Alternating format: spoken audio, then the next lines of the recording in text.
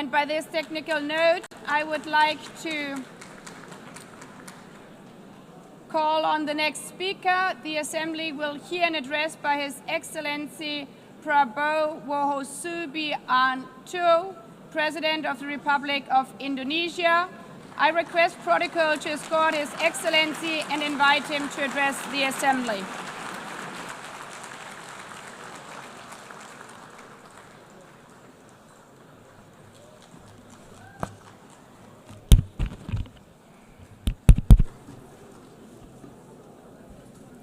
His Excellency, Mr. Antonio Guterres, Secretary General of the United Nations, Her Excellency, Madame Annalena Baerbock, President of the United Nations General Assembly,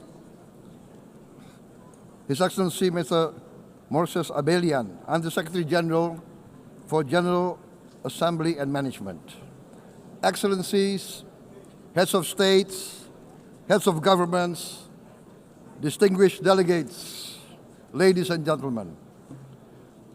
It is indeed a great honor for me to stand in this August General Assembly Hall among leaders and representatives who represent almost all of humanity. We differ in race, religion, and nationality, yet we gather together today as one human family. We are here first and foremost as fellow human beings, each created equal, endowed with unalienable rights to life, liberty, and the pursuit of happiness. The words of the United Nations Declaration of Independence have inspired democratic movements across continents, including the French Revolution, the Russian Revolution, the Mexican Revolution, the Chinese Revolution, and Indonesia's own struggle and journey to freedom. It also gave birth to the Universal Declaration of Human Rights, adopted by the United Nations in 1948. All men are created equal was the creed that opened the way to unprecedented global prosperity and dignity. And yet, in our own era of scientific and technological triumphs, an era capable of ending hunger, poverty, and environmental ruin, we also continue to face today grave dangers, challenges, and uncertainties. Human folly, fueled by fear, racism, hatred, oppression, and apartheid, threatens our common future. My country knows this pain. For centuries, Indonesians lived under colonial domination, oppression, and slavery. We were treated less than dogs in our own homeland. We Indonesians know what it means to be denied justice and what it means to live in apartheid, to live in poverty, and to be denied equal opportunity. We also knew what solidarity can do in our struggle for independence, in our fight to overcome hunger, disease, and poverty. The United Nations stood with Indonesia and gave us vital assistance. Decisions made here based on human solidarity by the Security Council and this Assembly gave Indonesia independence, international legitimacy, opened doors, and supported our early development through the efforts of the United Nations Children's Fund, the United Nations Food and Agriculture Organization, the FAO, the World Health Organization, and many, many other United Nations institutions.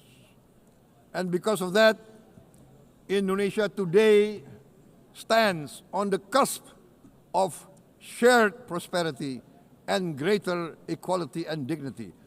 Madam President, Excellencies, our world today is driven by conflict, injustice, and deepening uncertainty. Every day we witness suffering, genocide, and blatant disregard for international law and human decency. In the face of these challenges, we must not give up. As the United Nations Secretary General said, we cannot give up. We cannot surrender our hopes or our ideals. We must draw closer, not drift apart.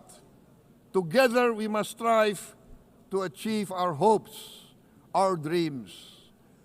The United Nations was born from the ashes of the Second World War that claimed scores of millions of lives. It was created to secure peace, security, justice, and freedom for all. We remain committed to internationalism, to multilateralism, and to every effort that strengthens this great institution. Today, Indonesia is nearer than ever before to meeting the Sustainable Development Goals of ending extreme poverty and hunger. Because years ago, this very chamber chose to listen and uphold social and economic justice. We will never forget. And today, we must never be silent while Palestinians are denied that same justice and legitimacy in this very hall. Excellencies, Thucydides warned, the strong do what they can, the weak suffer what they must. We must reject this doctrine. The United Nations exist to reject this doctrine. We must stand for all, the strong and the weak. Might cannot be right. Right must be right. Indonesia today is one of the largest contributors to United Peacekeeping Forces. We believe in the United Nations. We will continue to serve where peace needs guardians, not with just words, but with boots on the ground. If and when the United Nations Security Council and this great assembly decide Indonesia is prepared to deploy 20,000 or even more of our sons and daughters to help secure peace in Gaza or elsewhere, in Ukraine, in Sudan, in Libya, everywhere when the peace needs to be enforced, peace needs to be guarded, we are ready. We will take our share of the burden, not only with our sons and daughters, we are also willing to contribute financially to support the great mission to achieve peace by the United Nations. Madam President, Excellencies, I propose to this Assembly a message of hope and optimism, grounded in action and execution. Today, we heard the speech of Madam President, the President of the United Nations General Assembly. Yes, it is true what she said. Without the International Civil Aviation Organization, will we be here today? Will we sit in this great hall? Without the United Nations, we cannot be safe. No country can feel secure. We need the United Nations, and Indonesia will continue to support the United Nations, even though we still struggle, but we know the world needs a strong United Nations. The world's population is growing. Our planet is under strain. Food, energy, and water insecurity haunt many nations. We choose to answer these challenges directly at home and to help abroad wherever we can. This year, Indonesia recorded the highest rice production and grain reserves in our history. We are now self-sufficient in rice, and we are starting now to export rice to other nations in need, including providing rice for Palestine. We are building resilient food supply chains, strengthening farmer productivity, investing in climate-smart agriculture to ensure food security for our children and for the children of the world. We are confident in a few years' time, Indonesia will be the granary of the world. As the world's largest island state, we testify before you that we are already experiencing the direct consequences of climate change, particularly the threat of rising sea levels. The sea level on the north coast of our capital city is increasing by 5 centimeters every year. Can you imagine in 10 years? Can you imagine in 20 years? For this, we are forced to build a giant seawall, 480 kilometers in length. It will take us maybe 20 years, but we have no choice. We have to start now. Therefore, we choose to confront climate change, not by slogans, but by immediate steps. We are committed to meeting our 2015 Paris Agreement obligations. We aim to achieve net zero emission by 2060, and we are very confident we can achieve net zero emission much earlier. We aim to reforest more than 12 million hectares of degraded forest, to reduce forest degradation, to empower local communities with quality green jobs for the future. Indonesia is shifting decisively from fossil fuel-based development towards renewable-based development. From next year, most of our additional power generation capacity will come from renewables. Our goal is clear: to lift all of our citizens out of poverty and make Indonesia a hub for solutions to food, energy, and water security. Madam President, Excellencies, we live in a time when hatred and violence can seem to be the loudest voices. But beneath this loud noise lies a quieter truth, that every person longs to be safe, to be respected, to be loved, and to leave a better world to their children. Our children are watching. They are learning leadership, not from textbook, but from our choices. Today, still, a catastrophic situation in Gaza is unfolding before our eyes. At this very moment, the innocent are crying for help, are crying to be saved. Who will save them? Who will save the innocent? Who will save the old and women? Millions are facing danger at this very moment. As we sit here, they are facing trauma. They are facing irreparable damage to their bodies. They are dying of starvation. Can we remain silent? Will there be no answer to their screams? Will we teach them that the human family can rise to the challenge. Madam President, we must act now. Many speakers have said that.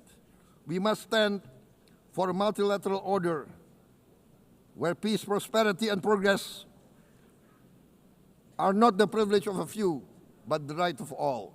With a strong United Nations, we can build a world where the weak do not suffer what they must, but live the justice that they deserve.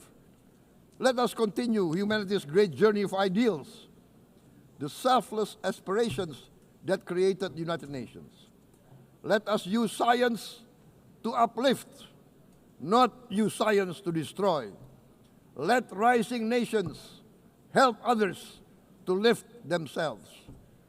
I am convinced that the leaders of the great world civilizations of the West, of the East, of the North, of the South, leaders of America, Europe,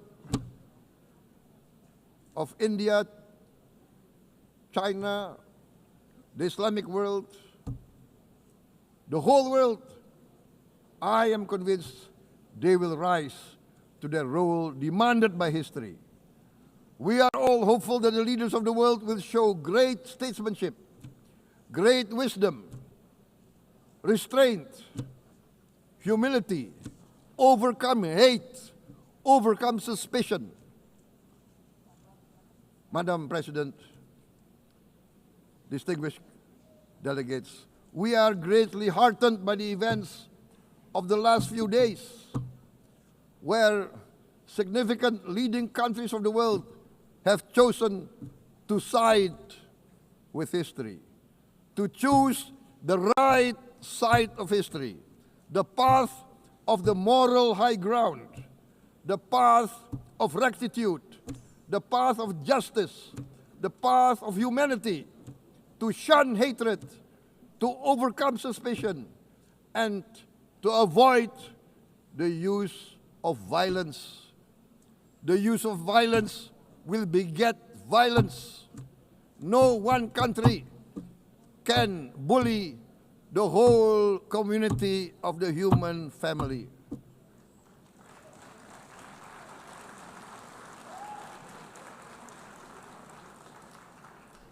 We may be weak individually, but the sense of oppression, the sense of injustice has proven in the history of mankind that this sense of injustice, this sense of oppression will unite into a strong force that will overcome this oppression, that will overcome this injustice.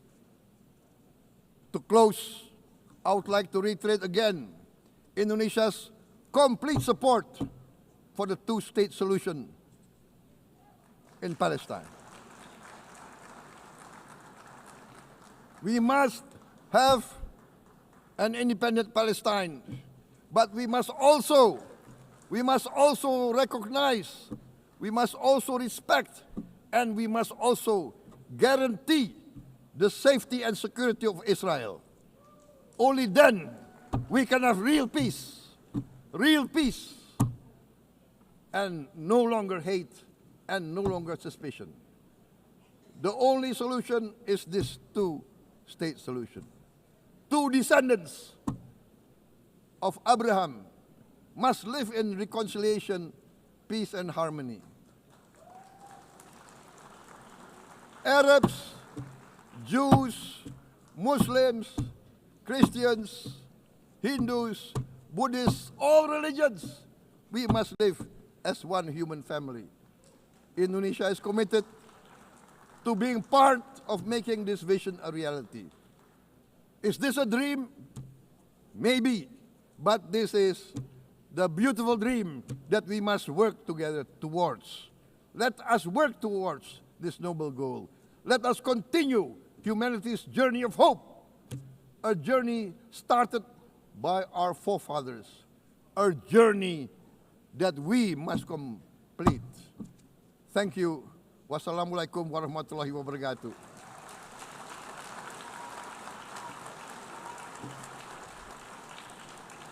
Shalom. Om Santi, Santi, Santi Om. Namo Buddhaya. Thank you very much. May God bless us all. May peace be upon us. Thank you very much. Thank you. On behalf of the Assembly, I wish to thank the President of the Republic of Indonesia